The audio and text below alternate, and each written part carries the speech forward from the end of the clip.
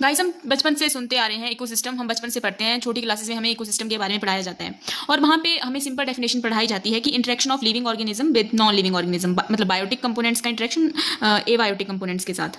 और हम उतना ही उसको रटी रटाई डेफिनेशन को आगे एग्जाम में वैसे ही उसको साथ में लेके चलते हैं।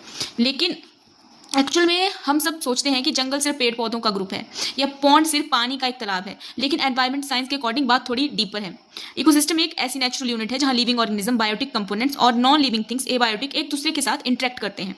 अब हम लोग सोचते हैं कि ये चीज़ें मतलब ऐसा है कि हम पढ़ लिया फिर उसको छोड़ दिया कि interaction of living organism with non living organism.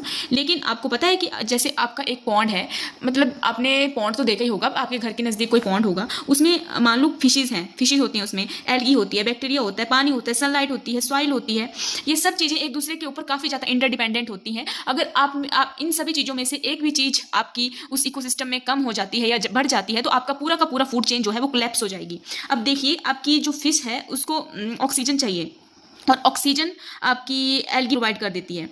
तो एल्गी जो है वो एल्गी को सनलाइट चाहिए अपना खाना बनाने के लिए। तो बैक्टीरिया जो होते हैं और जिसमें पानी में जो बैक्टीरिया होते हैं वो डेड प्लांट्स और एनिमल्स को डिकम्पोज करते हैं और न्यूट्रिएंट को जो होते हैं उनको वापस एनवायरनमेंट में रिलीज करते हैं। मतलब कोई भी चीज़ अलग से काम नहीं करती, सब एक दूसरे के ऊपर इंटरडिपेंडेंट है। अब इंपॉर्टेंट पॉइंट ये है कि अगर पॉन्ड से सारी फिशेज हटा दी जाएं तो आपको क्या लगता है क्या होगा? शुरू में लगेगा फिश गायब हुई है, लेकिन रियलिटी में पूरा इकोसिस्टम आपका कोलैप्स हो जाएगा। डू यू नो, फिश को खाने वाले जो वर्ड्स हैं वो अफेक्ट होंगे। उसके बाद जो फिश जो ऑर्गेनिज्म खाती हैं उनकी पॉपुलेशन जो है वो अचानक बढ़ जाएगी और